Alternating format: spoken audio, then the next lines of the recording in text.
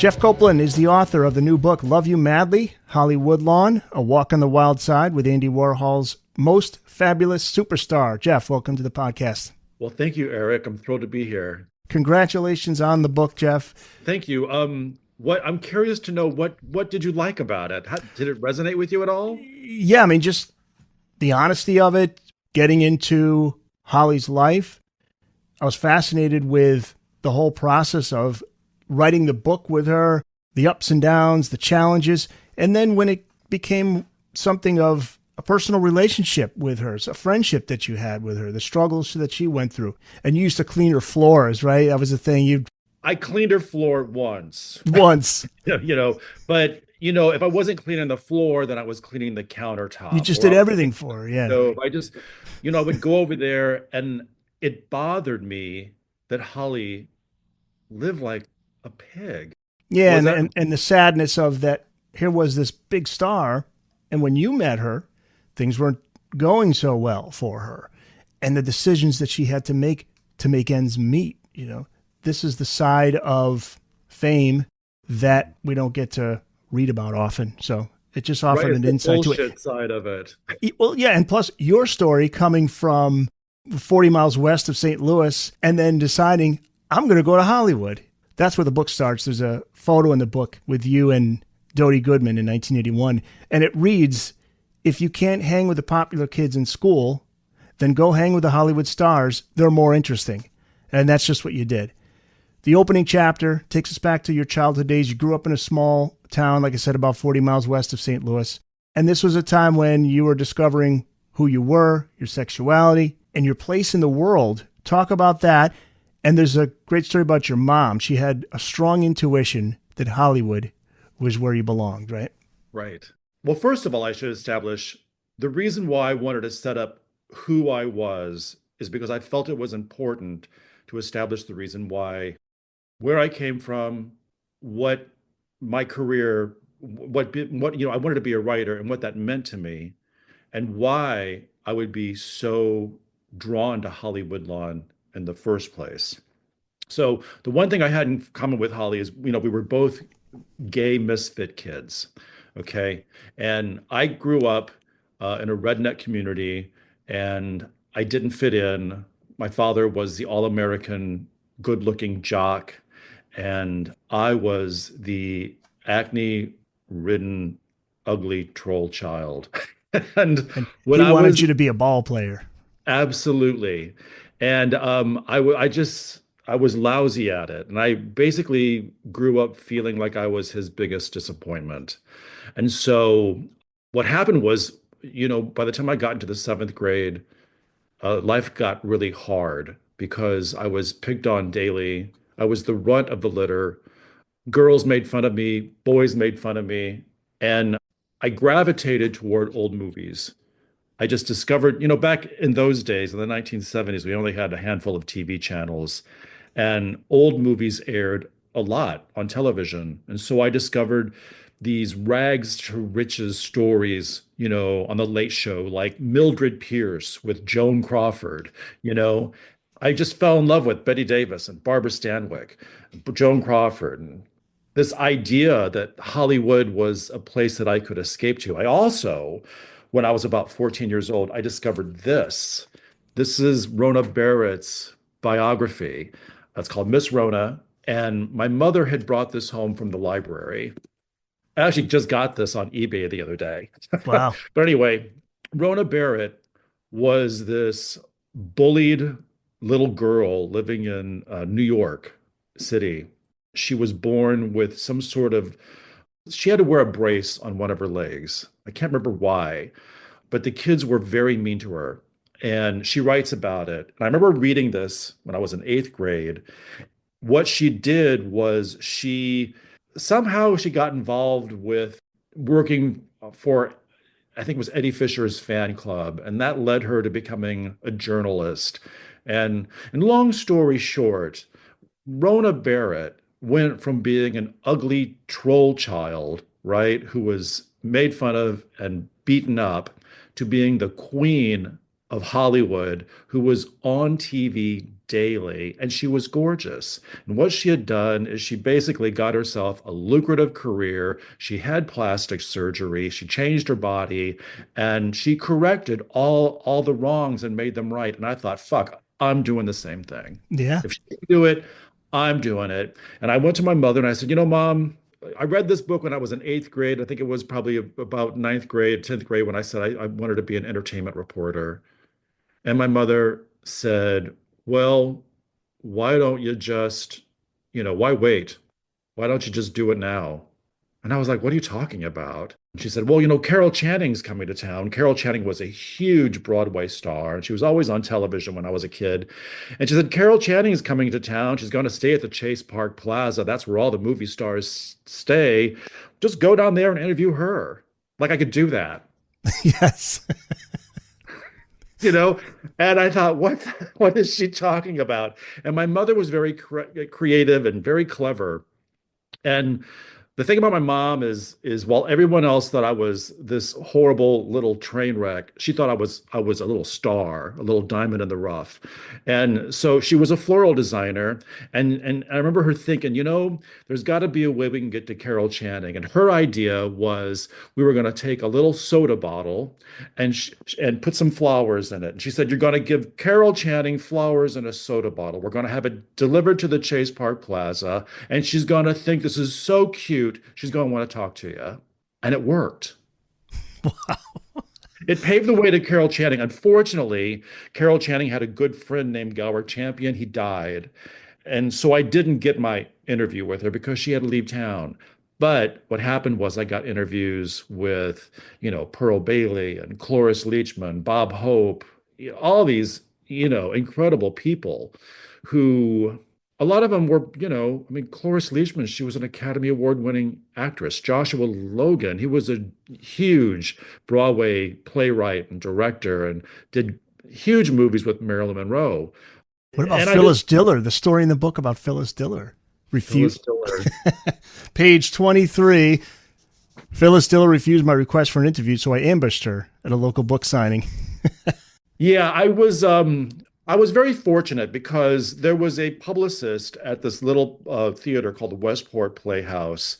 And I had gotten hooked up with a newspaper. It was called the St. Louis County Star. It had a huge circulation, but no one was reporting about entertainment.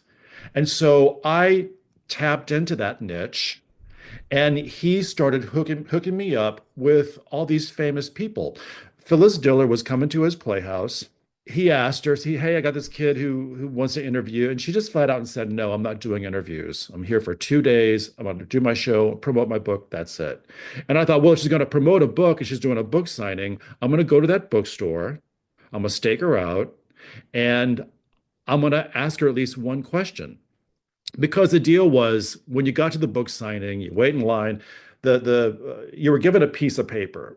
And on that piece of paper, you were supposed to write what you wanted her to write in your book. So I wrote a question. I said, listen, just give me the answer to the question. That way I can get at least one quote for my story. I thought it was a very clever way. Oh, that's very clever. That's smart. Yeah. Yeah, right. And she was so impressed with that. She told me to just hang out, wait till the crowd died down, and she would give me time to interview her.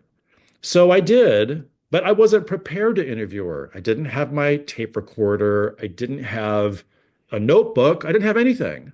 I was just there to get a book signed. But I did, interestingly, have the good sense to bring a photographer. Oh, is that Terry Smith?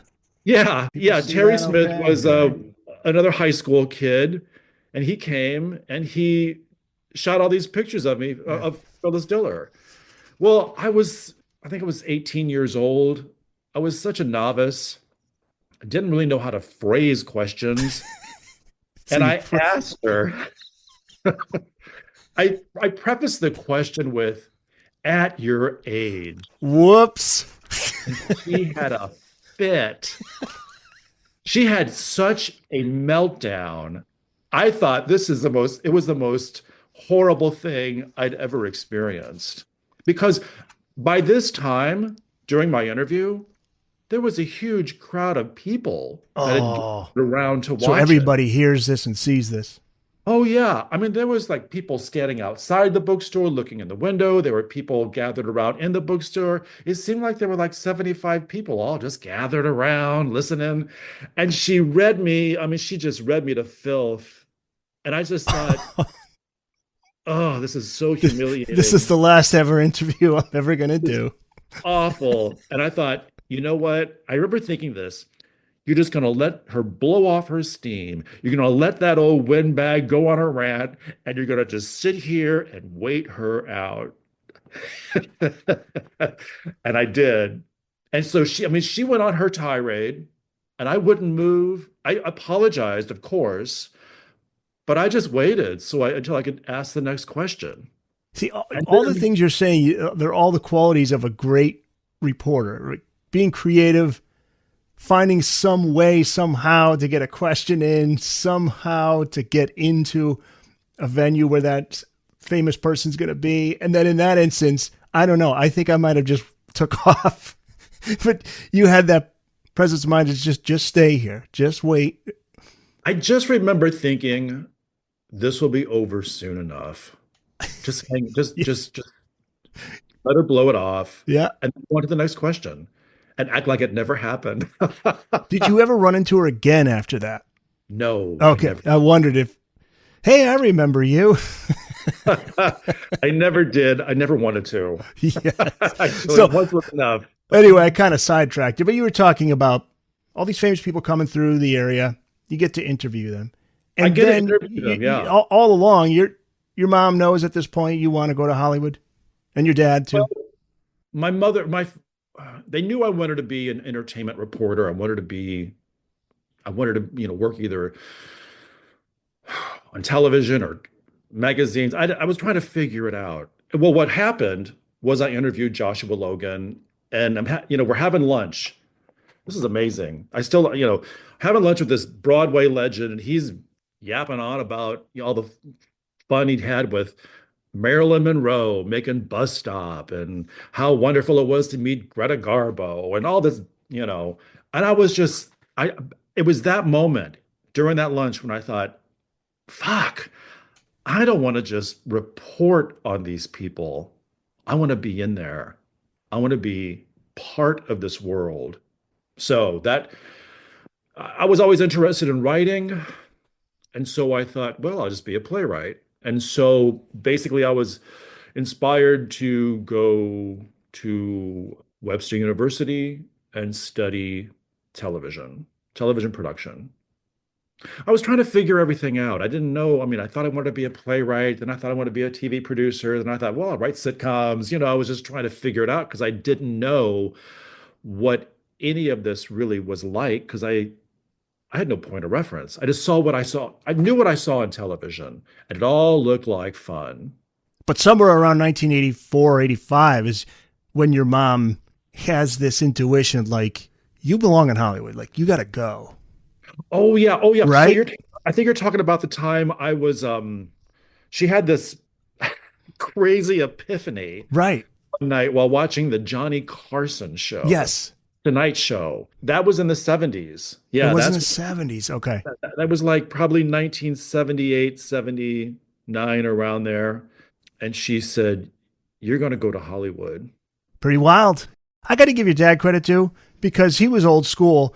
Like I said, he wanted you to grow up and be an athlete, and he had this idea of what the typical son is going to grow up to be. But, he finds out you're into boys, not girls. And most instances, maybe a dad would say, I want you out of here. My father became very distant. Like I think when I was like 13, 14, I was really going through that hard time. He didn't know how to deal with it. He was very mellow and he was very accepting. The thing about my father is his best friend, who was also his cousin when he was a kid growing up, turned out to be gay.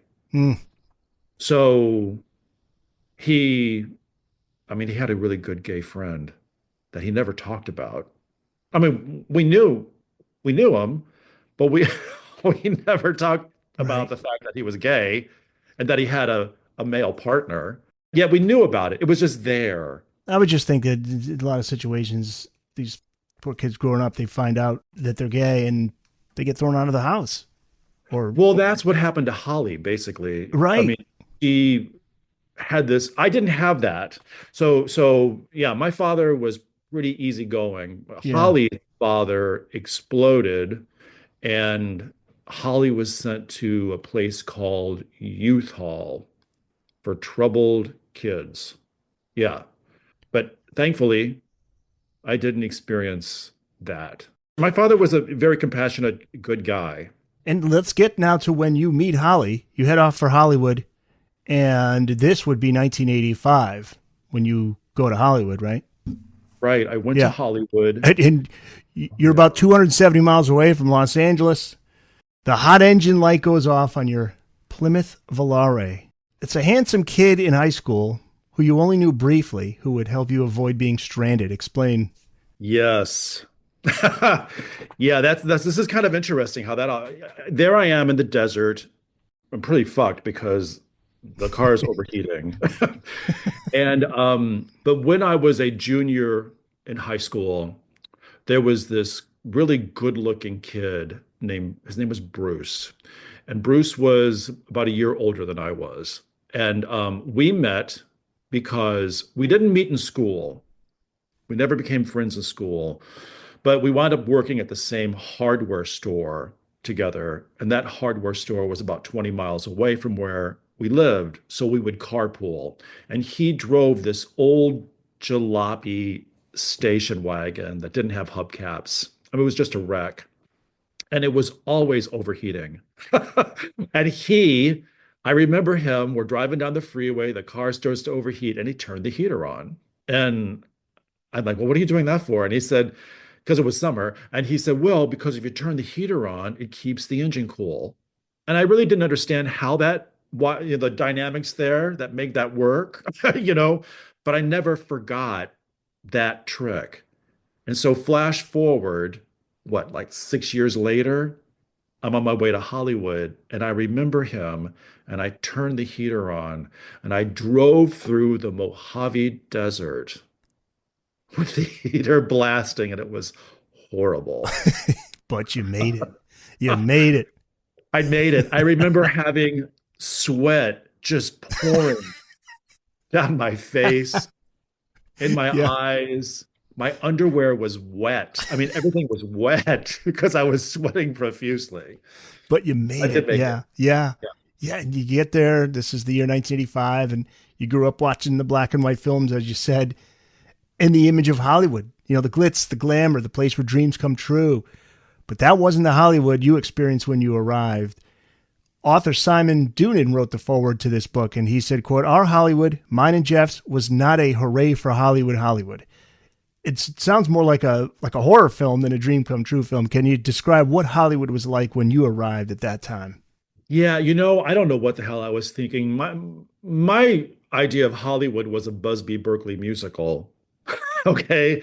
And then I get there and it was just trashy, tawdry, cheap. Its heyday was long gone. And in place of starlets, you had low rent hookers prowling the boulevard. You had gang members. It was just one shitty low rise motel after another. It was just awful and desperate. And considering where you come from, small, quiet town, that must have blown your It mind. scared, well, it scared the hell out of me, Sure. because I was afraid. I, I didn't know where to go.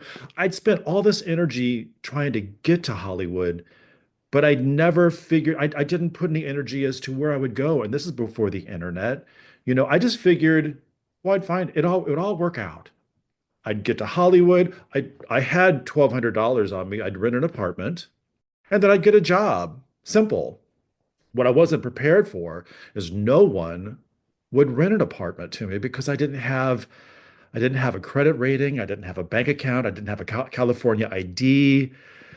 So I couldn't find a place to live. And then I couldn't find a job. It was just horrible. You could have very easily just called home and said, "Mom, I'm coming home. This isn't working out." But what kept you there? I think what kept me there was I wanted that dream so bad, even though I was surrounded by, ugh, I just believed that it would all work out. And honestly, what did I have to go back to? I That mean, always fascinates me too, is what keeps somebody pursuing a career in Hollywood or music. Most people will just say, I give up. I'm going to get a 9 to 5 job. I can't do this anymore. surrendering wasn't an option. I had to figure it out. And also, you see, my parents had given me $1,200. They didn't give it to me, they lent it to me. I did pay it back. But the fact that they believed enough in me to give me this chance, not a lot of parents do that. A lot of parents say, you need to get that stable 9 to 5 job. You need to get security. Go to the grocery store. It's a good union job. You can get a pension. You know, this bullshit of going to Hollywood and, that's like you're on the high wire. It's very precarious. You're on it. You don't know where your next paycheck is coming from. To think I did it for 35 years blows me away. There was that point where there was nothing else for you except the pressure to write. Can you talk about how bad things had gotten? And again, what led you to hold on to your dream really defiantly at that point? Well, Norman Lear told me, here's the irony. In St. Louis, I could get to Norman Lear. In Los Angeles, I couldn't get to anybody. Okay. It Go was, figure. yeah, yeah. And Norman Lear told me, write, write, write. You've got to write, just write. Because I told him I wanted to be a writer. I needed, what was his advice? And he said, you just got to write. And we're That's talking all. script writing, right? That was, Script writing. Yeah. I think my first year in Los Angeles was the hardest because I couldn't get my footing and I wound up living, sleeping on a carpeted floor in squalor in a roach infested nightmare of an apartment with roaches crawling all over me at night. I mean, I'll oh, never forget this. And I remember laying there and thinking, this is not as bad as junior high. You're going to yeah. be okay. Right. Seriously. And I just felt like I was being put to the test. And if I just hung in there, my mother always said, if you throw enough shit on the wall, something's gonna stick. So just keep throwing. So even though there were ups and there were downs, and every now and then I would have to take a job, 9 to 5 job, for about 6 months during that first year, I worked at a department store selling men's sportswear. But everybody I met in that store, I hustled for contacts in the entertainment business. I always ask, so what do you do? I was just a nosy. What do you do?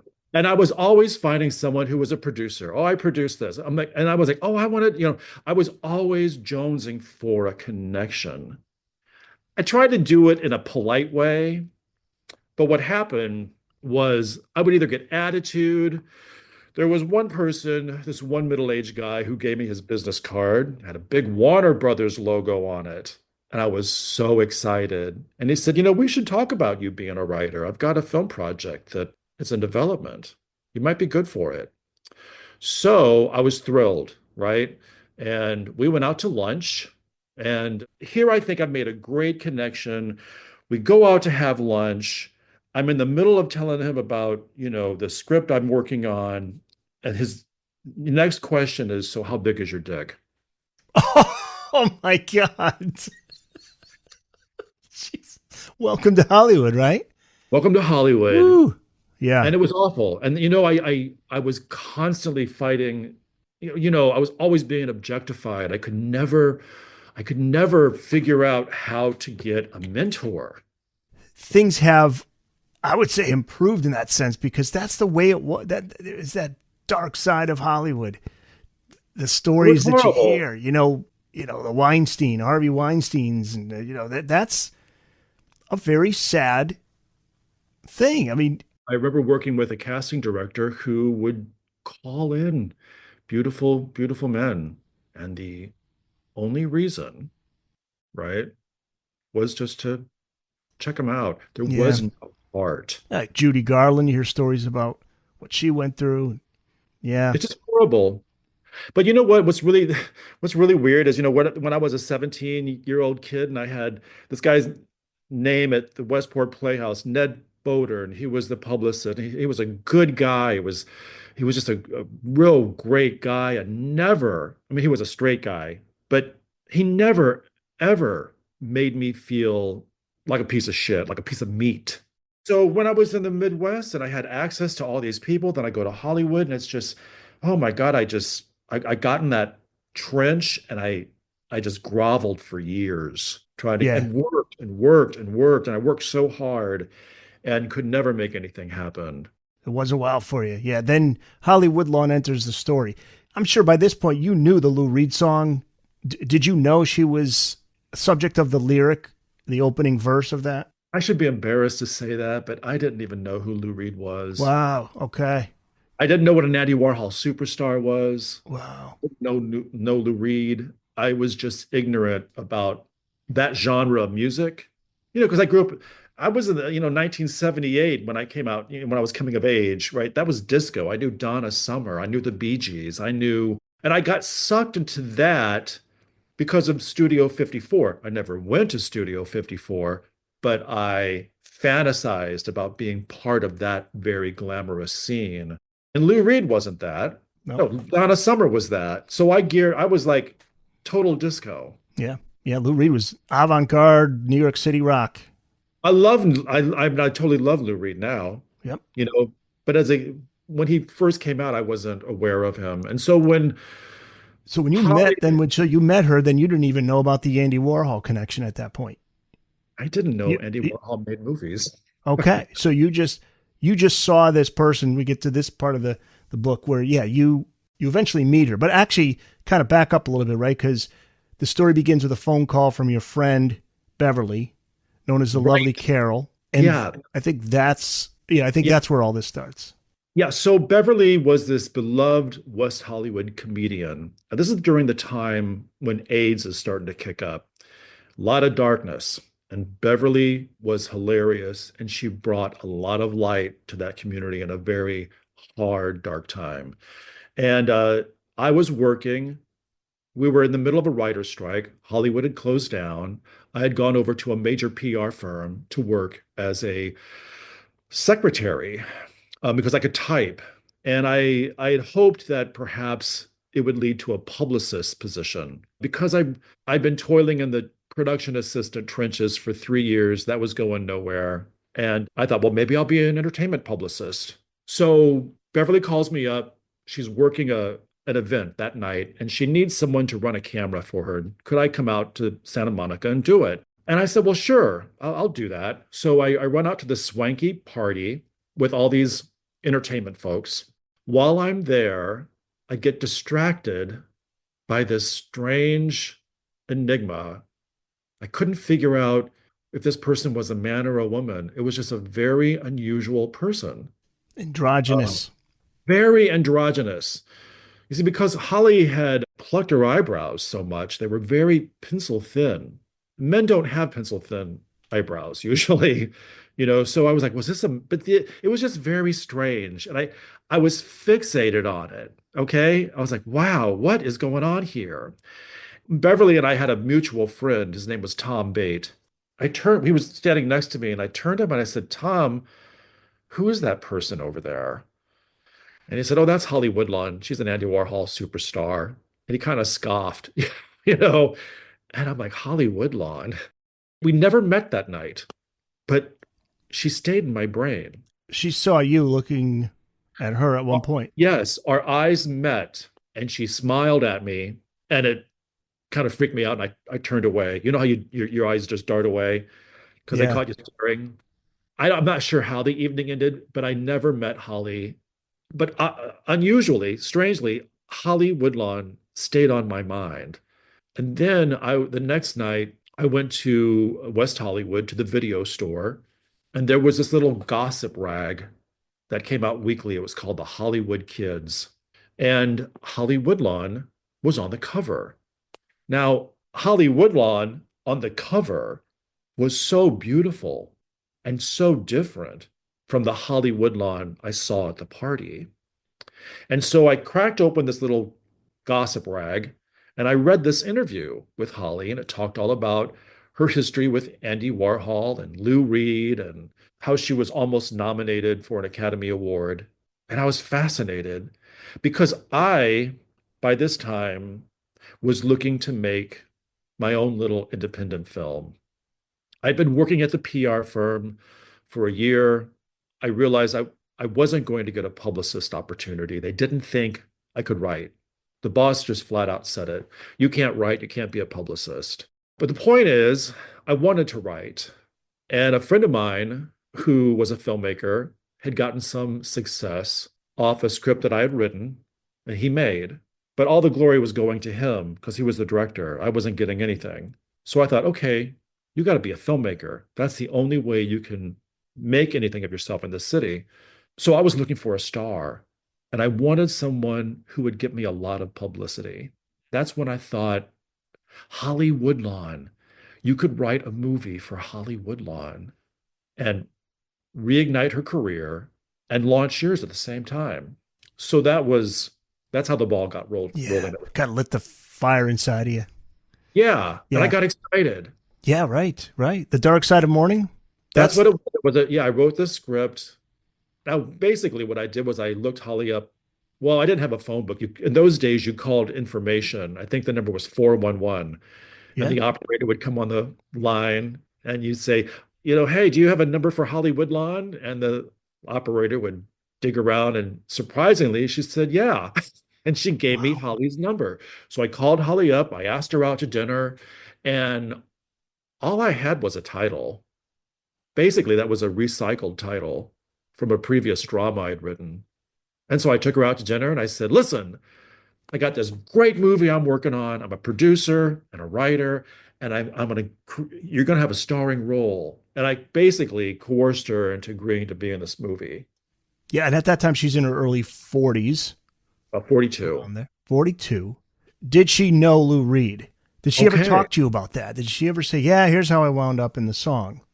Yeah, she did. Holly didn't know Lou Reed. Their paths probably crossed at Max's Kansas City. But because Holly was so drunk all the time, she did a lot of drinking, she did a lot of drugs, okay? And there were a lot of things she didn't remember. So my understanding is that Lou Reed knew about Holly because they traveled in the same circles. And he probably saw her at Max's Kansas City, and someone probably told him that's Holly Woodlawn and gave him the backstory of how she hitchhiked from Miami to New York and shaved her legs and her eyebrows along the way. Holly came from Miami, FLA, hitchhiked her way across the USA, plucked her eyebrows along the way, which you noticed, shaved her legs, and then he was a she. She says, "Hey, babe, take a walk on the wild side." She had to have loved that. Oh my God, are you kidding? She Phew, it made her loved it. famous. Yeah. Made her famous. It kind of firmly cemented her place in pop culture, made her an underground star. The Andy Warhol superstar business, that was enough to get her into the underground scene. And, Right. but Lou Reed brought her the world. And it's sad because at 42, she's struggling to make ends meet. And you asked her, "How are you making a living?" And her response wasn't what you had expected. Yeah. So, first of all, I was a real Midwestern square. All right. I discovered that Holly was a prostitute. She was a transgender prostitute. She hustled herself out as this persona named Kim. She took out an ad in a Los Angeles sex rag. I think it was called the LA Express. I can't remember. She had been prostituting for years. She actually earned a living in New York as a prostitute when she couldn't get film work. And I really wrestled with that because it just seemed so sad to me and desperate. I was like, oh God. But both of my grandmothers were Christian. My mother's mother, my parents weren't religious because they'd gotten enough of that in their childhoods. So they kind of like every now and then we go to church, They believed in God, but there was no Bible thumping. Okay. And my maternal grandmother was the beloved old maid Sunday school teacher who, at the age of 30 in 1934, got knocked up out of wedlock by my grandfather, who was a 23-year-old drifter, who kind of Wow. rolled into town, went to the revival, and fell head over heels in love with my grandmother. Well, she gets knocked up. That's a huge scandal. I know my grandmother went through hell. I never talked to her about this. This was the big, dark family secret. But she had to leave town. Okay. And she went through a lot of hell. And what I learned through her was you have to accept people. You're not the one to judge. You don't judge. That's not your place. And so when I was wrestling with this dilemma of Holly being a prostitute, I thought about my grandmother and all the people who cast stones on her from her own church, right? All the hypocrisy. And I thought, well, what would Jesus do if he was sitting here wondering about Hollywood Lawn? And I thought, well, he'd just love her the way she is. So that's how I kind of resolved it. I thought, Yeah. who are you to, you little Midwestern prude, you know? Yeah. And so basically, I thought, well, maybe me and Holly will make this movie and it'll do some good for her and she won't have to prostitute. But then she took off, went back to Florida, and you didn't even know. You tried calling her, right? You called her at her, she was living Oh, at a place fuck. in Hollywood, wasn't paying the rent, I think, right? Oh, She moved God, back to yeah. Florida. I had no idea that Holly was just going through a horrible, horrible time. She was in financial straits. And yeah, She wasn't fond of a 9 to 5 job. She was, no. Well, she couldn't assimilate into that kind of right? culture. And you know what I learned from Holly is like not a lot of people can. I could, and I would go into that role when I had to pay the bills. That's why I worked in public relations. For a while, I worked in advertising. But if I hey, listen, if I could, I'd stay home and write, plays all day or screenplays or whatever. Well, you track her down. This is the year 1989. You tell her, look, I got this great idea. I want to write a book about your life. Let's do this. And at some point, there's this suggestion that maybe she should go to therapy. If you could talk about that, because the book was going to get into some pretty deep territory with her personal life. And that was something that she kind of scoffed at that. And then you eventually find out there's a moment when she loses her apartment key, and that triggered something deep from her past, and she really lost it. Talk about some of the difficulties she went through as a child and as a teenager.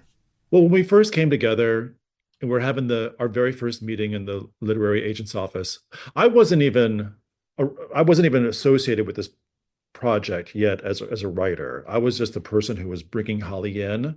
I mean, I wanted to write it, but I hadn't been officially brought on or hired. Anyway, the junior agent suggested that Holly go into therapy. He said, you might want to go into therapy because, writing your life story can drum up some bad shit. I remember when I was driving Holly home that night after the meeting, she just said, I don't want this book to be a woe is me drag. I don't want to go to therapy. This is not supposed to be some deep, she didn't want to make it like this big psychoanalytical Because she used story. humor to diffuse that too, right? She would, Holly had a great sense of humor that was her and way of dealing with that. dealing with all the pain. Yeah. Right. And she wanted this book to be hilarious. She loved the movie Annie Mame. She loved the book Auntie Mame was written by Patrick Dennis. He also wrote a very funny book called Little Me. That's the tone she wanted. She wanted something madcap, crazy, outrageous, and just fun. Because in Holly's own story, there's some real dark shit.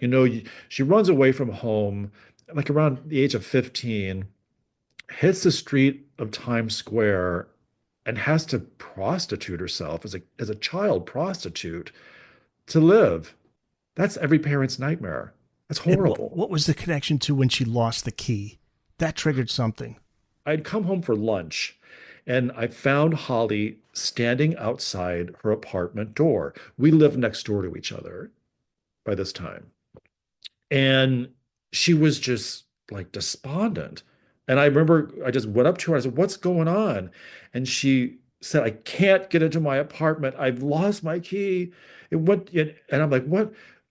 And she had an emotional meltdown and started crying. And I mean, sobbing to the point I couldn't really understand what she was saying. And the neighbor who lived across the hall came out to see what was going on. And I remember her trying to comfort Holly, and Holly saying, "You don't understand," yelling at me. "You don't understand how many times this happened to me in New York." I'm in shock because I've never seen this before. And I'm thinking, well, why don't we just go downstairs to Bob, the apartment building manager, and have him let you in? But she couldn't figure that. I mean, I don't know what was going on there. So I went down, got Bob. We got the apartment door open. Her key had fallen down the elevator shaft. And, we called, or Bob called the elevator company and had it retrieved. But I think it was, Holly never had a place of her own. Well, she did later. But for the most part, when she was living in New York, Holly was, surfing on couches. She lived with people, and she also stole from people. You can ask Michael Musto about that. Really? Yeah, he remembers Holly staying with him and then helping herself to some of his cash. Holly Wow. Holly was desperate, and she had to do what she had to do to survive and to eat. Now, this is where me and Holly Woodlawn differ, because I would just go out and hustle up a job. But I think Holly, because of her situation, because of the way she looked, because of the drugs she was doing, no one was going to hire her.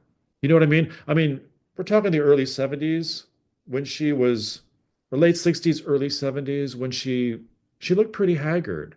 I mean, her teeth were kind of rotting on one side, and Yeah, she sneezed and the oh Lord. her teeth, her top front teeth just flew out. When Holly and I first met, I always marveled at her smile. Holly had the most beautiful smile. And I'm a sucker for smiles. I love smiles. And I remember just complimenting her on that beautiful smile. And when she got dressed up as Holly Woodlawn superstar, and she was in her wig and her heels and all her makeup, she was a knockout. That was an amazing transformation. But one night we'd come back from a party, and we were in the hall. She was getting her keys, trying to get into the apartment door, and she sneezed, and her teeth flew out of her mouth and hit the wall, the uppers. And I was floored. I'm like, what the hell just happened? And I said, what? What's going on here? And she said, well, I did speed, honey. What do you think? I lost all my teeth fell out. I was horrified. Yeah, that's the Studio 54 scene, right? Drugs were part of that scene. Oh, Yeah, yeah. but you did manage to get her a job. By the way, Jeff Copeland is the author of the new book, Love You Madly, Holly Woodlawn, A Walk on the Wild Side with Andy Warhol's Most Fabulous Superstar. You cared about her a lot. This was a friend. You wanted to help her. And you say, look, you're going to get a job. Let's go. We're getting you a job. And you found her a job, which was like the perfect place for her to work. The reason why I had to get her a job is because Holly started drinking. I didn't Yes. realize Holly had an alcohol problem. Well, when that challenge presented itself, I realized she needed some stability and she needed routine. And I thought, fuck, she's got to get a job. And there was a place on Melrose called Wacko. And it was this quirky little gift shop where a lot of fun, cool people worked, like rockers, kids who were studying at the rock and roll school in Hollywood, punk rockers, all the people who couldn't fit in with the mainstream were working at Wacko. And I thought, this is where Holly's going to fit in. They're not going to freak out that she doesn't look like a regular guy. She's androgynous. They're going to dig it because she's Holly from Lou Reed's classic Sure. hit. Yeah. Should They're going bring in to more love it. business. Right. And so I just hustled her down to Wacko and I introduced her to the store manager and he hired her on the spot. Now, the interesting thing is his name was Gorilla Rose. That was his stage name. His real name was Michael Ferris, but everyone called him Gorilla. And Gorilla was a former coquette in San Francisco, and he had moved to New York City, and he was part of that underground scene. So he knew who Holly Woodlawn was. What is a cockcat? Explain. Okay, so a coquette, it was a drag troupe in San Francisco back, I think it was in the late 60s, early 70s. Sylvester, the disco artist, performed with them. Um, and Gorilla, before he joined up with that group, he was part of another group in Seattle called, I believe they were the Whiz Kids, which was formed by Tumata Duplanty. Gorilla was part of that culture. The Cockettes had their own little commune, and they would put on these crazy drug-infused shows, drag shows, Yep. basically. And you had some great times while working on the book. There's a photo caption that reads, "Poor in money, but rich in laughter and good times. We were also hopeful and optimistic that we'd hit the big time. Memories that will last a lifetime." What stands out to you most about those days working on the book and waiting and hoping it's a hit?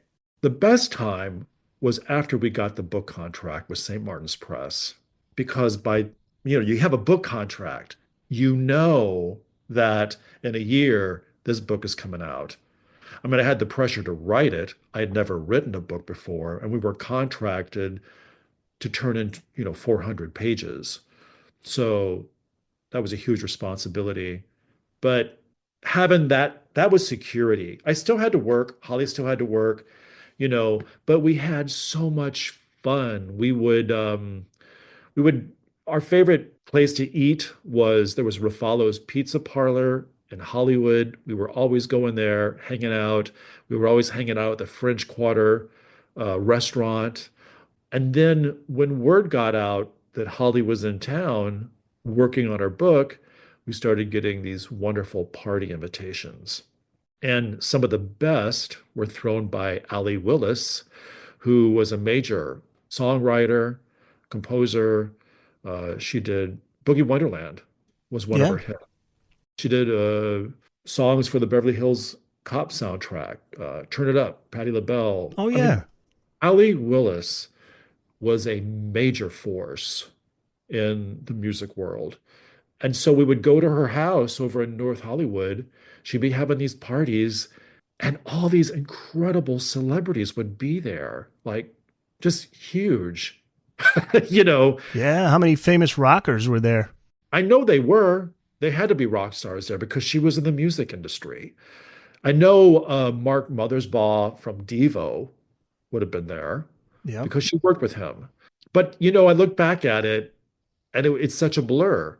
because there were so many people and it was overwhelming. I was here I was with Holly Woodlawn riding on her coattails as a superstar, yet I'm working a day job at an advertising company and riding a lowlife in high heels at night. Two different worlds. Two different worlds. I was burning the candle at both ends. And it was a lot for me to, we didn't have iPhones then where I could just start snapping selfies with people. But there are videos of Ali's parties on YouTube. So that's pretty cool. Oh, really? I didn't know that. There's a photo in the book, April 1990. You write, quote, "The most fun I've ever had in an airplane. Drunk and carrying on and posing for photos with the crew. The other passengers must have thought we were nuts." What happened on that flight? Oh, that was fantastic. We had to go to New York because one, we wanted to meet with our editor, Michael Dennany at St. Martin's Press. But also we needed to do, it was a research trip because we needed to write 400 pages and I needed more memories. And Holly couldn't remember a lot from Max's Kansas City because, she was pie-eyed. So what we did was I interviewed her friends. And oh my God, the memories they shared were fantastic. And so that helped fill out certain chapters in the book. But when we got on that airplane, Holly was not in a good mood.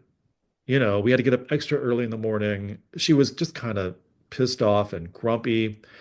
And, stupid me, we don't have a lot of money. I'm trying to conserve my cash. So I smuggled a little tiny bottle of vodka on the plane that I was going to pour in my orange juice. Because I had flying anxiety. Yeah. I was a nervous wreck.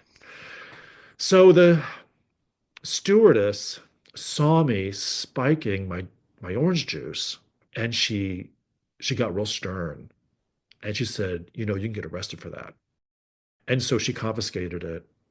I felt terrible and I was so embarrassed. And Holly got a little pissed off. When she had come back, the stewardess, I just said, "Hey, I'm really sorry about that. We're really excited because we're going to New York to meet our publisher and editor, and this is my friend Holly Woodlawn. She's an Andy Warhol superstar, and she was in Lou Reed. Lou Reed sang about her. Always good to sneak that Right. in. Well, that just paved the way. Instant. Yeah. Right.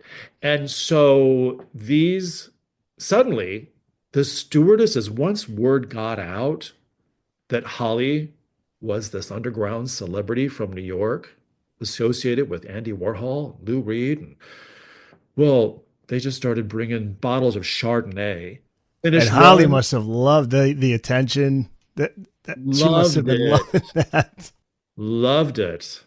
And I had my camera with me, little portable Instamatic thing. And these stewardesses invited us up into their galley, and we were taking pictures. Now, me and Holly were so fucking drunk. I mean, I look at that now and I think that's embarrassing. You know, Yeah. Nuttier than fruitcakes, running up and down the aisles, just laughing and carrying on, drinking our wine. And then the book finally comes out, A Low Life in High Heels, The Hollywood Woodlawn Story. It's published October 1991 to much fanfare, a critical success. How was that experience, finally getting the book out and then seeing it received so well? Well, that was fantastic because it was very validating. For me personally, I mean, I had been told for years that I couldn't write.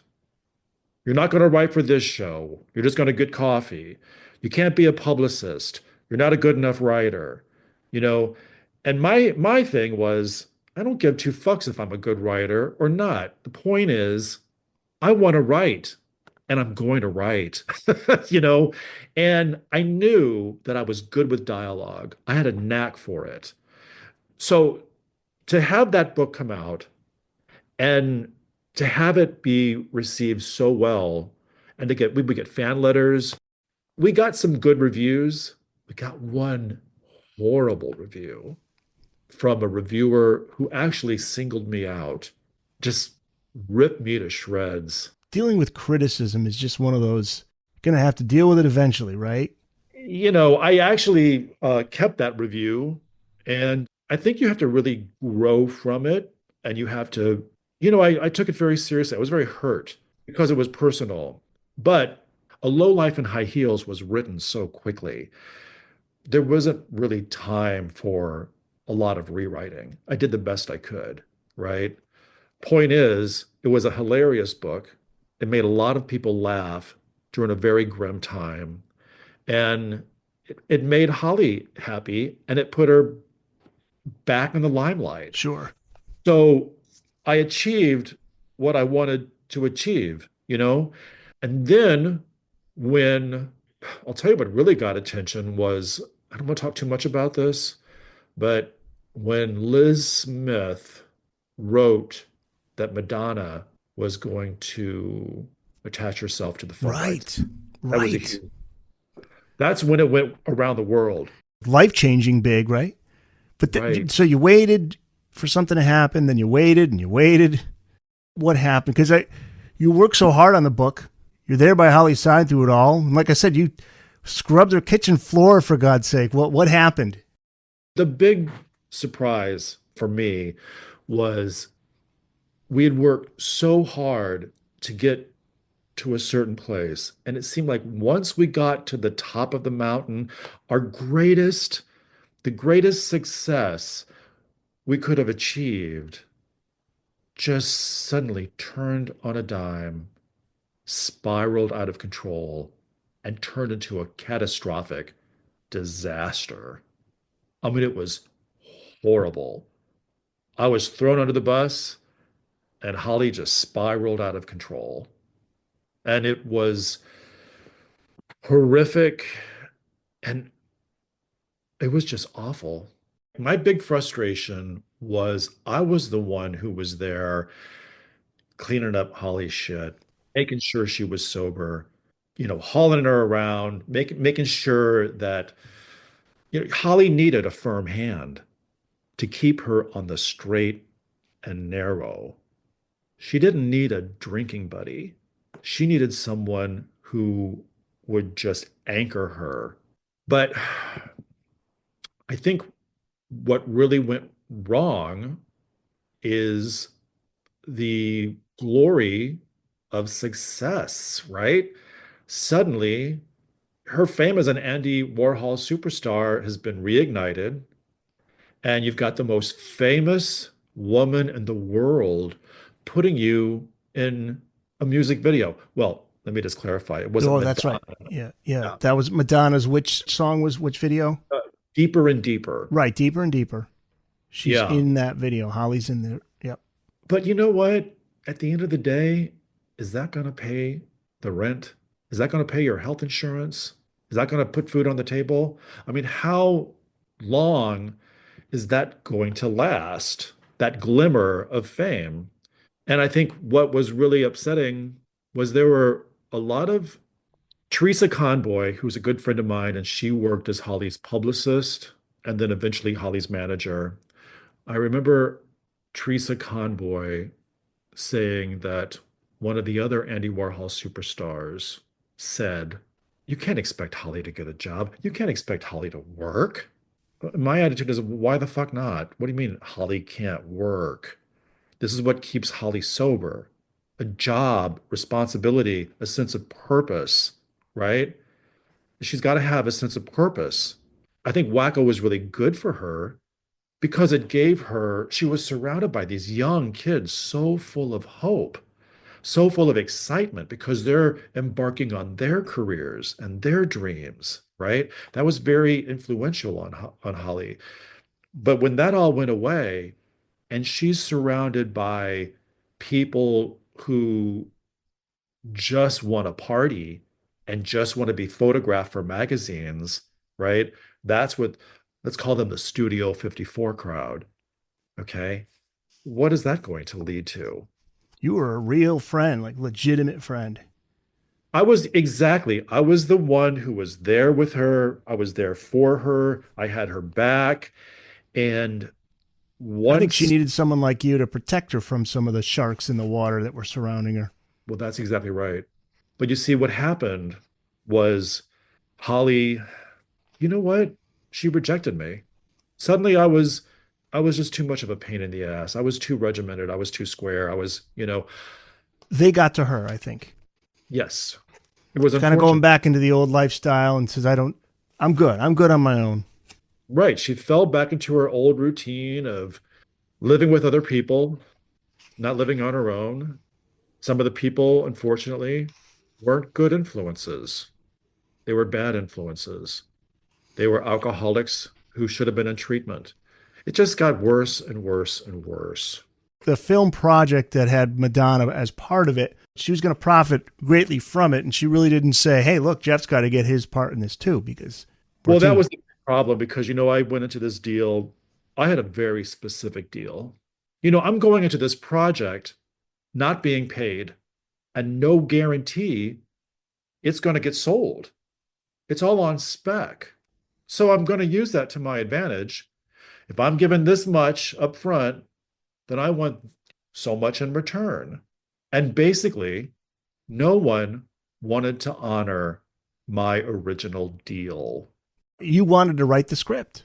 I was very upfront. The reason why I was writing A Low Life in High Heels is because I knew after writing the first chapter, it was going to be a fantastic independent film. So they wanted somebody else to write the script. Right. And basically, what happened was I just bowed out. I said, okay, I wasn't getting anywhere with this.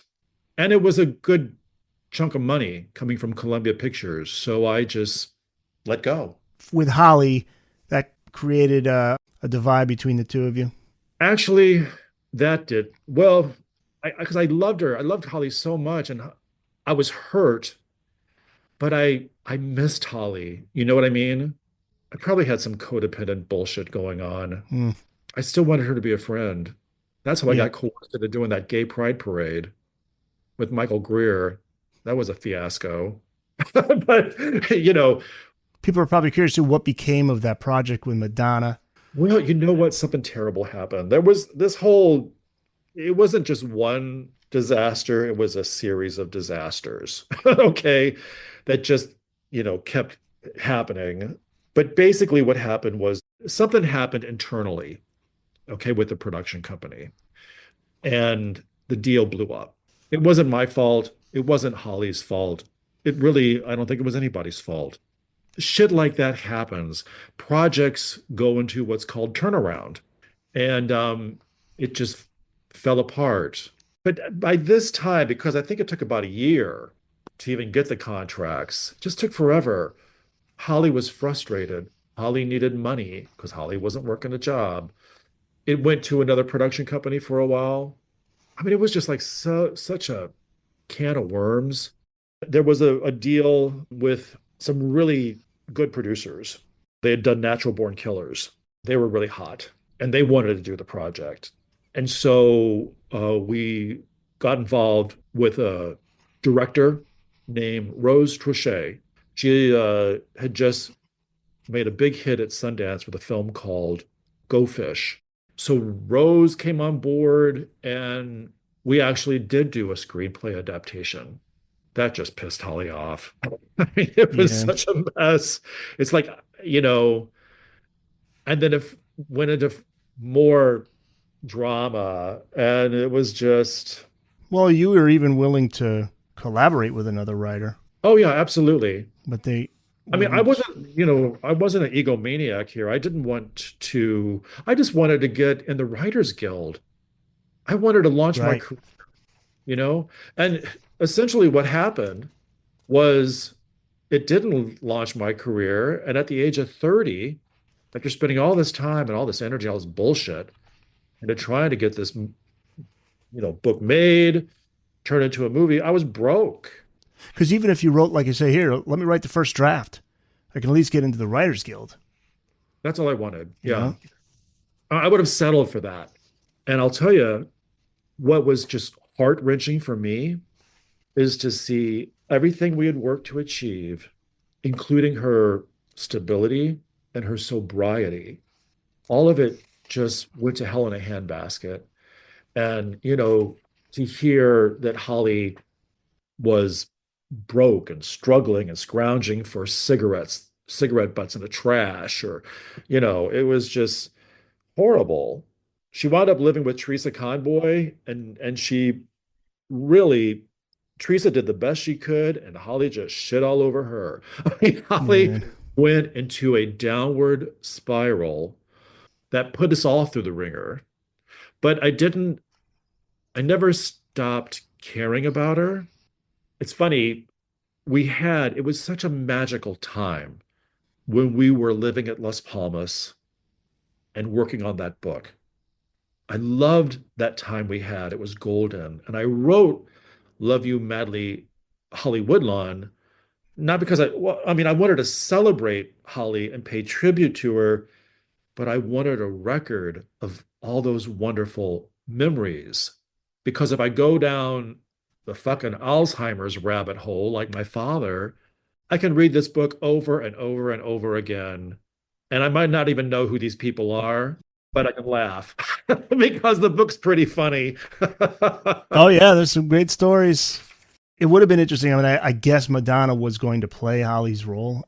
Well, here's the thing. Madonna was being courted to play Candy Darling, but Madonna hadn't really, I don't think Madonna had committed to being a producer. I don't think she actually, I'm not sure if she even committed to being in the movie. She had been courted and maybe she expressed interest. What happened was, I guess it was many years later, Madonna had gotten another one of my stories, a story about my childhood. It was called The Long Hair Depression. And she called me up on the phone and she gave me a deal on it. Wow. Now, see, this was the big difference, okay? When me and Holly were excited about the Madonna deal on Lowlife, for some reason there was all this red tape and we couldn't get the contract and we couldn't get the option fee. And it was just like it drug out forever. But flash forward all these years later, when I'm working with Madonna Direct, it's like, well, sure, here's a check. We don't have the contract yet, but it'll come, you know. And what happened with that project? Went into development hell. Yeah.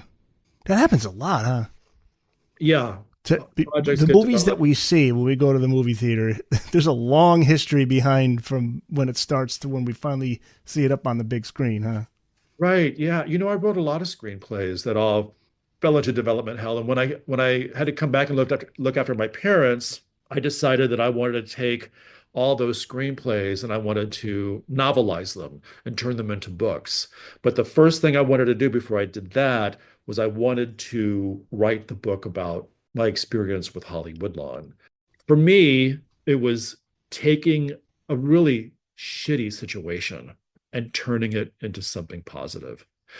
Because what happened to me and Holly was just awful. That should not have happened. Her health started to decline. She fell on the sidewalk.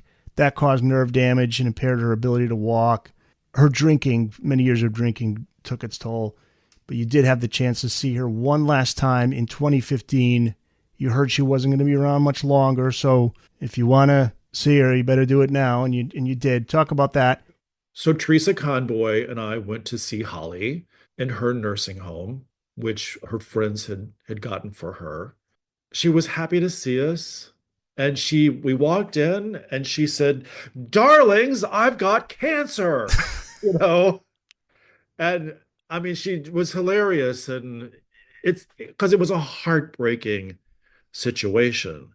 We knew she was on her way out, but because she had so much energy and she was, I thought, well, shit, is she really going to die? Is this really going? I mean, is this all a ruse? You know? Is this an Andy Kaufman moment here? Is she? Exactly.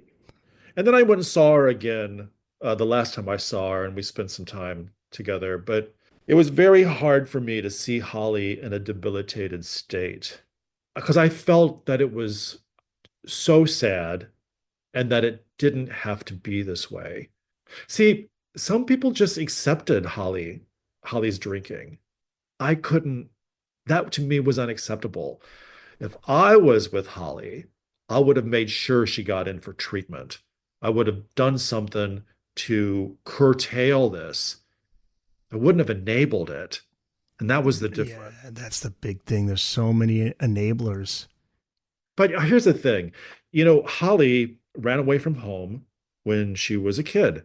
So I think what was going on there was a sense of arrested development. Holly never grew up. How could Holly? Holly was a 15-year-old kid sleeping in doorways and hustling, turning tricks on the street to survive. And God knows what kind of horrible situation that was like. And I think that did something to Holly. And I think that in this day and age, when we have diversity and inclusion being thrown out, right, and treated as if it doesn't matter, I think if Holly, when I think about both of our childhoods, if we had grown up feeling that we were valued and supported by the culture, you see, if you're a gay kid and you're growing up in the 50s, 60s, 70s, or whatever, and people are telling you, you should be ashamed, and what are you? And now I didn't go through that with my parents. Had Holly been encouraged and supported as a child to be who he really was, or she really was, because at that time he was a boy, I think Holly would have probably studied theater, maybe gone to college, maybe would have worked. Holly did go into theater, but Holly wound up a prostitute, and I don't know. I Yeah, wrestle. What would have happened to Holly if Holly had grown up in a supportive culture, a sure. culture that valued people for their differences and didn't condemn them? How do you think she should be remembered? Well, I think Holly should be remembered for her wonderful sense of humor and her endearing charm. Because Holly, I mean, was lovely, just a wonderful. When you, it's so funny because Holly was a wonderful person, but a challenged and troubled person. Okay. And I just think that she should be remembered for her contributions to underground cinema. But I just love that. I loved her sense of humor and the fact that she wanted to make people laugh so much. And that's why A Low Life in High Heels was written in the tone that it has. And till her dying day, she hoped that the book would eventually be turned into a film. Do you see a day that may happen? Okay, so you know what? To me, that is just pains my heart thinking that if that happens, okay, I don't want to be part of it. And the reason I don't want to be part of it is because Holly is not here to enjoy it. And with Holly not here to enjoy it, there's no joy for me. You know what I mean? I don't, I wanted her to have that and it didn't happen. And that's just crushing. That's just terrible. So I would Yeah, rather see Love You Madly, Holly Woodlawn wind up on the Broadway stage. That to me would be great. But the whole Hollywood thing, development hell, ugh, that to me is just one more nightmare I don't want to be part of. but hey, the book is there for people to read. It's Yeah. is it still in publication? Oh, A Low Life in High Heels? Yeah. It's out of print, but you can buy it on eBay for about 200 bucks. Oh, yeah. Okay. What would it take to bring it back, just so people can Well, buy it you know, anywhere they will get their books? I got the rights back to it. So Okay. Farrell House, Christina Ward at Farrell House. Christina's great. She's set up so many great interviews. She's a love, Yeah. and she's a big champion of Hollywood Lawn. And I think she's interested in bringing that out so people can access it at a reasonable price. That would be fantastic. Yeah. But in the meantime, Love You Madly, Holly Woodlawn, A Walk on the Wild Side with Andy Warhol's most fabulous superstar. So this is out now, right? People can get it wherever books are sold Yeah, it just came out. through Feral House. It's on Amazon, but also visit your local bookstore because if it's there, grab a copy. And if it's Yeah. not, tell them to get a copy. And you can Please always, support your indie yeah, bookstores. yeah, you could search for your local bookstore at bookedonrock.com. And where can people find you online, Jeff? You know what? I've got my own Love You Madly Hollywood Lawn YouTube channel and my own Love You Madly Hollywood Lawn Facebook group page. Okay. You Well, can send those links to me if you'd like. I'll put it in the show notes page. that's great. Thank you. Jeff Yeah. Copeland, thank you. Eric, this has been a huge pleasure. Thank you very much.